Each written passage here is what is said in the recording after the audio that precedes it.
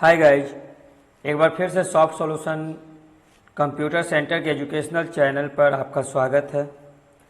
जैसा कि मैंने अपने पिछले वीडियो में डिस्कस किया था कि नेक्स्ट क्लास में हम लोग वाउचर एंट्री के बारे में सीखेंगे। पिछले क्लास में हमने डिस्कस किया था मेंटेन बिल बाय डिटेल्स। यदि उस वीडियो को आप लोग नहीं देखे होंगे तो मैं आई बटन पे लिंक दे दूंगा, आप उसको देख लेंगे। उसके बाद हम लोग वाउचर एंट्री कैसे करते हैं इसके बारे में हम लोग देखते हैं कि वाउचर एंट्री कैसे किया जाता है।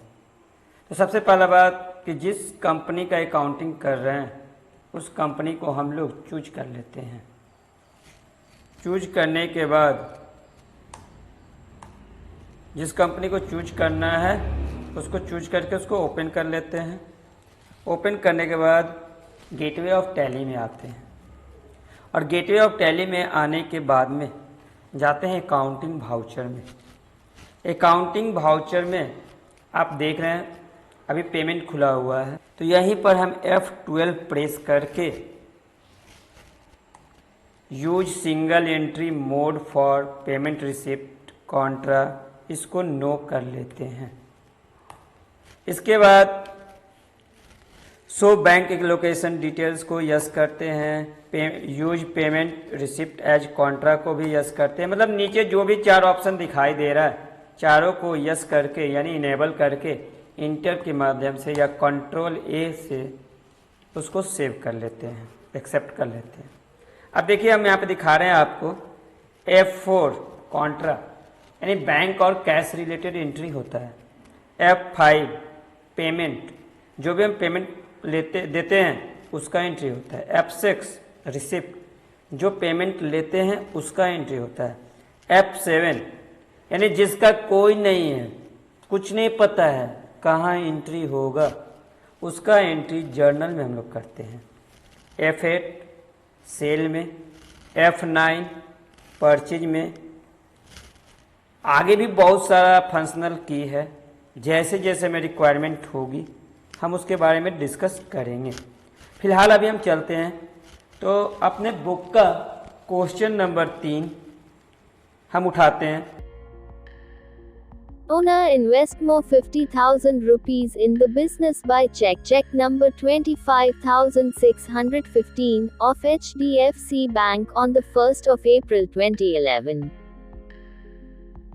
क्वेश्चन नंबर 3 में हमारे बुक में है owner invest more 50,000 in business by check.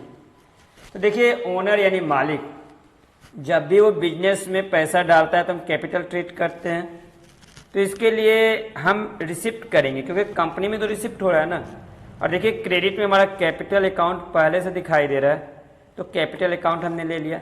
5 lakh पहले से है, अभी 50,000 और कर रहा है तो यहाँ 50,000 और हमने डाल लिया। जैसे ही 50,000 हम डाल के इंटर मारेंगे तो आप देख सकते हैं यहाँ 5,50,000 हो गया। और डेबिट कौन होगा? तो डेबिट यदि वो चेक है तो बैंक और कैश है तो कैश।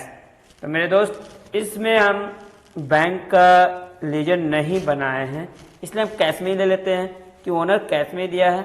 आप लोग जब बैंक का कीजिएगा तो जो बैंक होगा, जैसे कि बुक के अनुसार एक्सिस बैंक होगा, आप एक्सिस बैंक को चूज कीजिएगा। यहाँ मैं कैश को ही चूज करता हूँ। एक बात और ध्यान में रखते हैं हम, जैसे यहाँ हमारा डेट जो है 1 अप्रैल दिखा रहा है, आप हमेशा याद रखिएगा कि डेट इस एजुकेशनल वर्जन में 1, 2 और 31 ही लेता है। जब आप ओरिजिनल पे काम कीजिएगा तो सारा डेट लेगा। और इस डेट को बदलने के लिए F2 प्रेस करते हैं।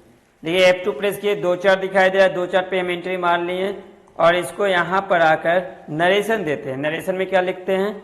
बीइंग। और जो घटना घटित हुआ है उसको पास्ट रूप में लिख देते हैं, यानी owner more invested in business. फिर इसको एक्सेप्ट कर लेते हैं। एक और क्वेश्चन हम आपको दिखाते हैं जो कि 7 नंबर है। 7 नंबर हम इसलिए बोल रहे हैं क्योंकि हम सनराइज इंडस्ट्रीज का इसमें बिल मेंटेन किए हैं। Company cleared the full outstanding of two bills, purchase invoice 01351011 और purchase invoice 01861011 of MS Sunrise Industries by check.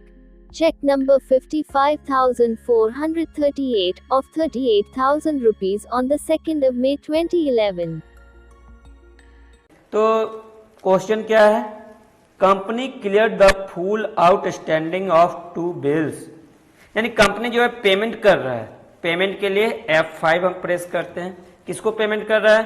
Sunrise industries को। सनराइज इंडस्ट्रीज को हम जैसे ही पेमेंट में लेते हैं तो नीचे हमें करंट अमाउंट में दिखा देता है कि 45,000 का ड्यूज है, लेकिन हम पेमेंट कितने का कर रहे हैं? 38,000 का। तो हम 38,000 डाल देते हैं। जैसे ही इंटर मारते हैं, देखिए अगेंस्ट रेफरेंस आ गया, तो हम बिल चूज करते हैं। तो एक बिल तो हम पूरा ले लेते हैं 19,400 का, और दूसरा बिल जब हम लेते हैं तो 22,000 में से माइनस होकर अपने आप एडजस्ट हो जाता है, हमको कुछ नहीं करना होता है। एडजस्टमेंट के बाद इंटर इंटर। अब ये पेमेंट हम कहाँ से दे रहे हैं?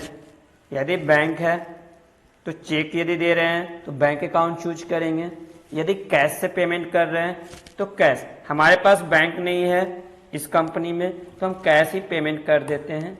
और यहाँ पर same thing, being paid outstanding dues. अब हम यहाँ चाहें तो सनराइज इंडस्ट्रीज दे भी सकते हैं, और नहीं तो सामने हमको दिखाई दे रहा है एक्सेप्ट। तो इस प्रकार करके बारी बारी से सारा वाउचर एंट्री हम इसमें करते हैं। इसका रिपोर्ट कैसे देखते हैं? तो उसके लिए आ जाते हैं gateway of Tally, then display, then day book. जब हम डे बुक में डालते हैं यदि टोटल दिखाई दे रहा है तब तो ठीक है, नहीं तो कभी कभी ऐसा होता है कि डेट के कारण हम 10 एंट्री किए हैं, 2 ही एंट्री दिखाई देता है। तो उसके लिए हम क्या करते हैं? Alt F2 प्रेस करते हैं और दोनों डेट को या तो फ्रॉम और टू को हटा देते हैं, और नहीं तो जिस डेट से चाहिए उसको फ्रॉम में रखते हैं और जिस डेट तक चाहिए उसको टू में रख के इंटर मार देते हैं। तो पूरा हमें डिस्प्ले कर देता है। जरूरत के अनुसार किसी एंट्री को हमें कुछ चेंजेज करना है, यानी अल्टर करना है, तो वो भी यहीं से करते हैं। डिस्प्ले में डे बुक में जा करके जो करना है उसको सेलेक्ट करते हैं, उस एंट्री को इंटर मारते हैं, तो देखिए एडिट हो गया। जो भी चेंजेज करना हो उसको चेंज करके एक्सेप्ट कर लेते हैं। इस तरह से हमारा वाउचर एंट्री असाइनमेंट 2 तक कंप्लीट हुआ।